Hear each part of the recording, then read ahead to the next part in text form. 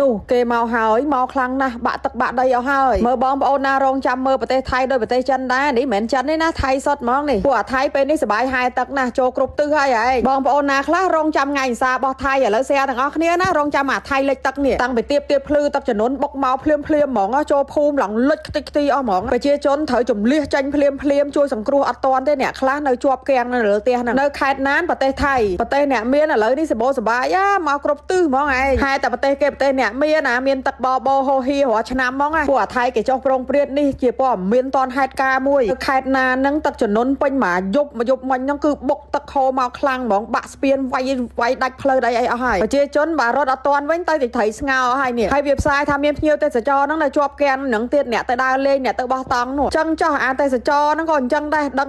งได้ลือได้ประเทศไทยนั่งในแบบปรังนะเพียงยัยทับเพียวแต่สจอได้สนะในตีนูยบมันนั่งไปให้เจมตอนแต่รับมาวันเตะจวบแกนน่ะน้องไอ้มาไม่รู้บาตูตะยอยนั่งจังจ่ออะไรนี่กระโปรงแต่ประเทศไทยให้สระได้สระเชิงนี่ตะช่วยจุ่มนุ้ยเนี่ยเล็กครั้งเล็กย่างสะหายหมองเล็กโดยประเทศจันได้อัดเข้าไปประเทศจันหมาเนี่ยหายกำตอนฮันปูอาซาปอเหมียนเวียมาจันนวลนักน้องเพจนั่งวิโยแต่หึงจันมาพอให้ทรายจำออกวิทรายสบายเอาจันนะได้จันตักเล็กจันนะดอเลยดอเวนดอกำหมายง่ายใหญ่สาวจันมีหนักคลาท่าจังเปียกได้จีวัดจัดงบแต่วันนี้ได้เคยได้ชั่วได้ประเทศเต้เลิกตีมวยให้ขอคลังมันได้ทลอบเมียนขนมบอกว่าแต่ซาประเทศไทยเวียได้คลาไปท่าชั่วผ้าไงดอกผมบุญนี่ทลอบแบบเคยประเทศแก่เลยประเทศไอ้มาดองไงเมียนประเทศจนให้เขมรจ้าไอ้จวบแกงน่ะเหลือเตียนั่งเฉินน่ะแล้วก็ปงแต่เสะส้มจำนวยให้เล็กเสบัดแต่โบเตียโดยจันยังอัดเข้าไปจันเน่เมื่อจันยังไม่ใหญ่บาปกรรมไหมช่วยเซมเนี่ยมวยอซาโตเวียพองเนี่ยนาแกคลาจังเอามาประเทศไทยมาดองแล้วแต่ถนนมาประเทศไทยนะช่วยเซให้กับมันจุนปอเวียเนี่ย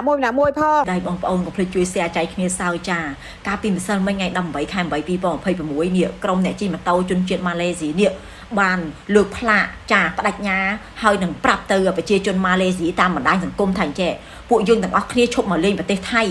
เมียนไอ้บองปอนทัวไปเจียจนเจ้าเสียมนั่งโจติเจียจะเรา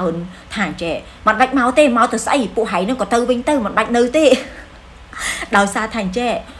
กรมกวดเนี่ยจีมาเตาประมาณเนี่ยนั่งคือไตรบานผลิตไทยนั่งบองปอนจ่าจับคลุนจ่าโยตัวซูจำลายรอบเมาเฮาหนังผ่าลุยอ๋อเจียชราสันทักสันทวบกวดทาอัดเมนจีไอเข้าซอกอัดเมนเธอไอเข้าซอกให้แต่ไว้บ้านจะจับกวดโยตัวซูนวมรอบเมาให้ปิ่นในประจานเป็นเต้นเวีย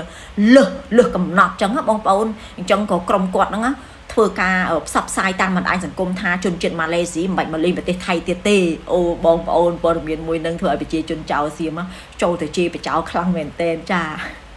เจียจนเจ้าเสียมวิตัยแต่กระทาวิอจ้าวิลอยเจงเกในขนมอาเซียนเนาะบองปอนจ้าวิเมืองยี่ยืงวิเมืองยี่มาเลเซียวิเมืองยี่อินโดนีเซียพุ่งเมียเวียดนามไอจังตือถ้าปุยยืงนั่งสตเตียสกอวิเยอะบองปอนจ้าจังมันท่ากลมอมนูดเป้อะไรก็มาเช่าจีวัดฮะเศรษฐกิจดำดงเตสจออัดเมนเนี่ยตืออะไรเนี่ยเกกับพวกอันเนอร์ประเทศไห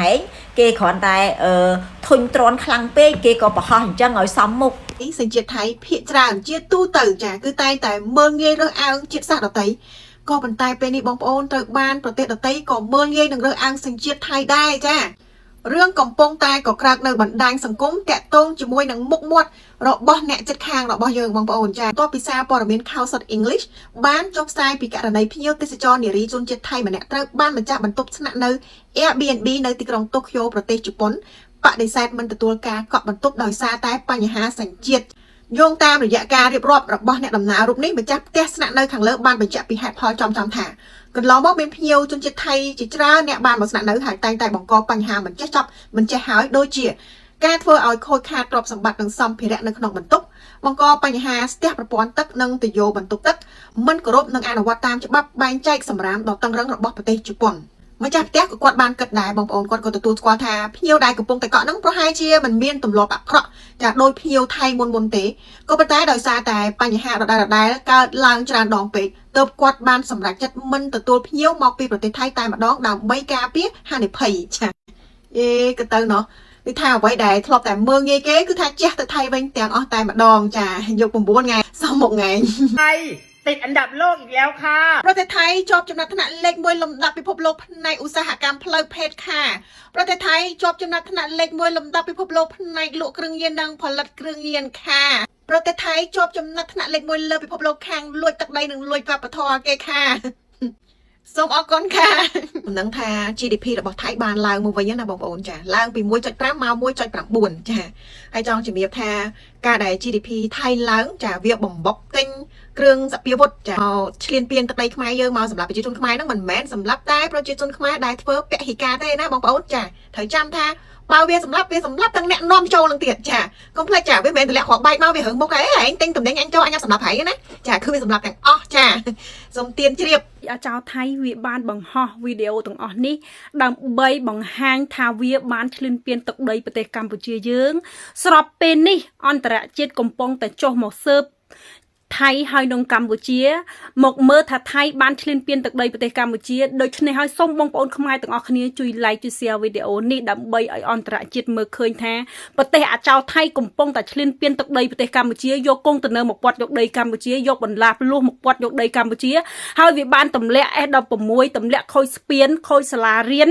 ហើយនឹងផ្ទះប្រជាជនសម្រាប់ប្រជាជនកម្ពុជាអស់ជាច្រើនសូមបងប្អូនជួយ like ជួយ share វីដេអូនេះទាំងអស់គ្នាអរគុណ ទឹកចំនួនលិចលង់សាហាវណាស់នៅភាគខាងជើងរបស់ប្រទេសថៃជាប់ជាមួយនឹងព្រំដែនភូមាដោយអីដែលជាការទូទាយរបស់ម៉ផ្លាយទៅតែធ្វើការទូទាយថានឹងមានទឹកចំនួនបុកហូរមកពីទីខ្ពស់ពីព្រំដែនណាគាត់បញ្ជាក់អញ្ចឹងទៀតណាបងប្អូនណាហើយគាត់បញ្ជាក់ថាពីរខេត្តហ្នឹងមានខេត្តមួយអក្សរណនូនឹងតែហ្មងទៀតបងប្អូនណនូខេត្តណានដែលផឹកឡាស់បើកភ្នែកមកគឺទឹកវាបុកចាសម្ដៅមកខ្លាំងហ្មងស្មួយតឡានក៏ទុកបញ្ឈ្នះដែរគួចតឡានទៅទៀតបងប្អូនមើលសភាពនៃការលិចលង់នៅភាគខាងជើងប្រទេសថៃហើយលិចម្ដងនេះគឺ6ស្រុកនៅក្នុងខេត្តណានហ្នឹងណាបងប្អូនអានថនដែលកំពុងតែនៅអូស្ត្រាលីហ្នឹងក៏បានបញ្ជាឲ្យក្រុមសង្គ្រោះហ្នឹងប្រញាប់ចារស់រាន់ចោះជួយសង្គ្រោះប្រជាពលរដ្ឋខ្លួនអីអញ្ចឹងទៅហើយឥឡូវនេះប្រជាពលរដ្ឋផ្សេងកំពុងតែចាចាប់អារម្មណ៍ទៅលើការទូទាយរបស់ម៉ផ្លាយហ្នឹងហើយក៏មានការផិតភ័យនិងបារម្ភហើយខ្លាចផងដែរព្រោះម៉ផ្លាយហ្នឹងគាត់ទាយថាអាទឹកនេះណាមិនទាន់អស់ទេនៅភ្លៀងហើយទឹកចំនួនតទៀតរហូតដល់ដាច់ឆ្នាំហ្នឹងអ្វីដែលសំខាន់រំជួយដីចំណុចហ្នឹងដែលធ្វើឲ្យប្រជាពលរដ្ឋសៀមហ្នឹងគឺកំពុងតែមានការព្រួយបារម្ភព្រោះមករយៈពេលចុងក្រោយនេះរំជួយដីនៅតាមបណ្ដាប្រទេសផ្សេងៗគឺកើតមានជាបន្តបន្ទាប់រហូតហើយសិតតែកម្រិតធ្ងន់ដល់ទៅពេលម៉ផ្លាយហ្នឹងគាត់ទាយថាថៃមានជួបគ្រោះរំជួយដីដែរនេះគាត់ធ្វើឲ្យពលរដ្ឋសៀមនេះគឺកំពុងតែព្រួយបារម្ភព្រោះគាត់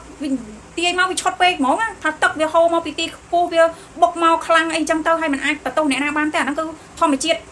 គាត់បញ្ជាក់អញ្ចឹងទៀតបងប្អូនចឹងរងចាំតាមដានមើលថាតើនឹងមានចាវិនិច្ឆ័យកម្មអីឬក៏គ្រោះស្អីផ្សេងចាកាត់ឡើងលើប្រទេសថៃជាបន្តកម្ពុជាកំពុងតែផ្លាស់ប្ដូរមុខមាត់ថ្មីនៃសេដ្ឋកិច្ចក្នុងប្រទេសរបស់ខ្លួនហើយបងប្អូនចាពីការលក់វត្ថុធាតុដើមចាប្ដូរទៅជាការផលិតទំនិញដែលមានតម្លៃខ្ពស់បន្ថែមទៀតស្របតាមស្តង់ដារនិងទីផ្សាររបស់សកលបងប្អូនហើយក៏ជាការបង្កើននៅឱកាសការងារសម្រាប់ប្រជាជននិងប្រាក់ចំណូលឲ្យកាន់តែសមស្របថែមទៀត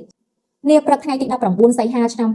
2026បើយោងតាមការបង្ហោះនៅលើ page ផ្លូវការរបស់ឯកឧត្តមរដ្ឋមន្ត្រីក្រសួងការងារបណ្ដុះបណ្ដាលវិជ្ជាជីវៈចាដែលកម្ពុជានិង ADB បង្ហាញពីលទ្ធផលនៃការសិក្សាលើវិស័យឧស្សាហកម្មកែច្នៃកសិផលនិងឧស្សាហកម្មយានយន្តអគ្គិសនី EV ដើម្បីគាំទ្រកំណើនសេដ្ឋកិច្ចជាតិប្រកបដោយចីរភាពចានេះជាការវិវត្តខ្លួនថ្មីមួយទៀតបន្ថែមទៀតរបស់កម្ពុជាដែលគេហៅថាកម្ពុជាតែងតែព្យាយាមខិតខំគេហៅថាផ្លាស់ប្ដូរនេះមិនមែនគ្រាន់តែជាការផ្លាស់ប្ដូរនៅជំនាញទេបងប្អូនចាវាជាការរៀបចំនៅកម្លាំងពលកម្មរបស់កម្ពុជាដើម្បី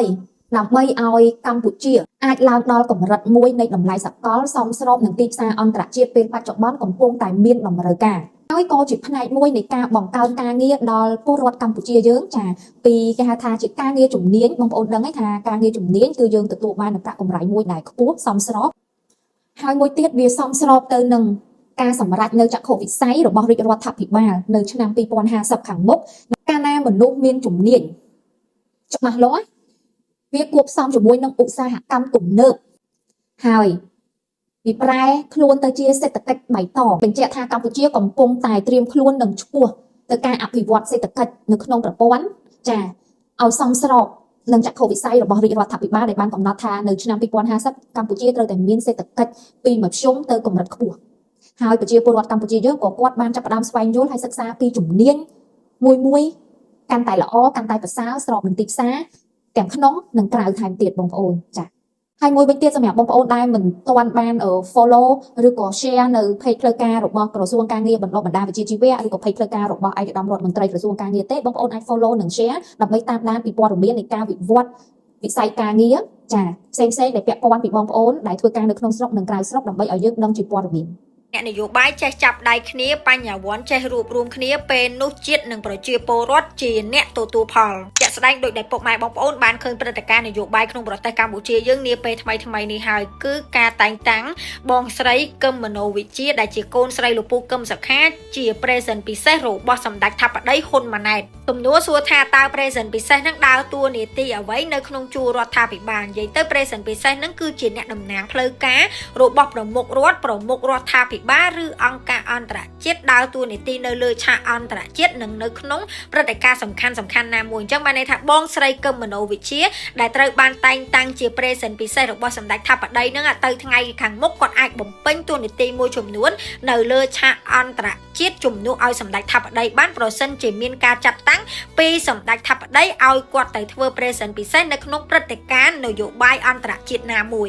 ដូច្នេះហើយការតែងតាំងនេះត្រូវបានមើលឃើញថាជានយោបាយបង្រួបបង្រួមជាតិយ៉ាងពិតប្រាកដមែនរបស់គណៈបកប្រជាជនកម្ពុជាតែងតាំងអ្នកចេះដឹងផ្ដល់ឱកាសឲ្យអ្នកនយោបាយដែលមានចំណេះដឹងមានទស្សនៈនិងឆន្ទៈបម្រើប្រជាពលរដ្ឋឲ្យមានឱកាសធ្វើការបម្រើប្រជាពលរដ្ឋយ៉ាងពិតប្រាកដមែនតែម្ដងនៅក្នុងកំឡុងពេលដែលជាតិយើងរងការឈ្លានពានខាងក្រៅហើយនេះក៏បង្ហាញឲ្យឃើញថាខ្មែរយើងរួបរวมគ្នាខ្មែរយើងលែងបែកបាក់ដោយសម័យពីអតីតកាលទៀតហើយគឺយើងអត់មានបែកបាក់ដូចពីមុនទៀតនោះទេយើងរួបរวมគ្នាធ្វើយ៉ាងណាដើម្បីឧត្តមផលប្រយោជន៍ជាតិខ្មែរយើងតទៅមុខទៀត បាត់ការខំប្រឹងពិតមែនហើយធ្វើល្អគឺបច្ចុប្បន្នវ៉ាន់ល្អពិតមែនពេលនេះអូនទូចដែលគាត់កំពុងតែវ័យពេញក្រេបយកនៅចំណេះដឹងណាគាត់បានទៅរៀនសាលាដាសែនកក់ក្ដៅរបស់គាត់វិញហើយគឺសាលាដងអ្នកទាំងអស់គ្នាបាននិយាយពីរឿងសាលាដងគឺមានប្រហែលជាមនុស្សច្រើនអ្នកមែនតើដែលគាត់បានស្គាល់ព្រោះដោយសារសាលាដងនេះគឺគេបានល្បីថាមានស្ថាបនិកដ៏ល្អម្នាក់គាត់បានបង្កើតឡើងអញ្ចឹងណាហើយសាលានេះគឺបានផ្ដួចផ្ដើមឡើងដោយ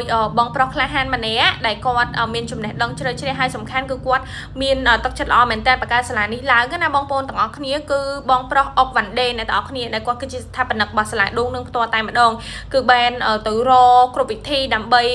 ចែកជាចំណេះវិជ្ជាចំណេះដឹងទៅដល់បងប្អូនដែលគាត់នៅម្ដុំនឹងអញ្ចឹងណាដែលសារម្ដុំនឹងគឺនៅលើភ្នំអ្នកទាំងអស់គ្នាដឹងស្រាប់ហើយគឺតំបន់ដាច់ស្រយាលអញ្ចឹងហើយគឺ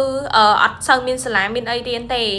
ចឹងពេលនេះសាលាដងគឺមានពន្លឺហើយផ្ទះរបស់លោកគ្រូអ្នកគ្រូដែលបានសាងសង់នៅលើនឹងគឺនៅតែបន្តឲ្យពួកគាត់រស់នៅធម្មតាអត់មានជាការរុះរើអីទេសាលាដងដូចគ្នាអត់មានជាការរុះរើអីទេនៅតែជាសាលាដងដដែលនៅតែជាកន្លែងផ្ដល់ចំណេះវិជ្ជាក៏ដូចជាផ្ដល់នៅចំណីអាហារសម្រាប់ខួរក្បាលទៅដល់ប្អូនដដែលហើយមិនត្រឹមតែប៉ុណ្្នឹងទេសម្ដេចថាបតីហ៊ុនម៉ាណែតលោកបានផ្ដល់ជាការឧបត្ថម្ភចំនួនទឹកប្រាក់5លានរៀលនិងអង្គចំនួន1តោនជាប្រចាំខែទៀតដើម្បីជាការផ្គត់ផ្គង់ទៅដល់សាលាដងចឹងសាលាដងពេលនេះគឺរៀងធូរបន្តិចអ្នកទាំងអស់គ្នាមានន័យថាអត់សូវពិបាកដូចពីមុនទេហើយខ្ញុំបានឃើញបងប្អូនមួយចំនួនច្រើនគឺគាត់បានចូលរួមជាថវិកាសប្បុរសធម៌ទៅកាន់សាលាដងច្រើនមែនតើអញ្ចឹងក៏សូមជូនពរដល់សាលាដងឲ្យកាន់តែរីកចម្រើនជាងមុនហើយអរគុណទៅដល់បងប្រុសដែលជាស្ថាបនិកណាគឺបងប្រុសអុកវ៉ាន់ដេដែលគាត់បានផ្ដួចផ្ដើមសាលានឹងឡើងផ្ដល់ជាចំណេះចេះដឹងដល់បងប្អូនជំនាន់ក្រោយជាទំពាំងស្នងឫស្សីបងប្អូនខ្មែរយើងទាំងអស់គ្នា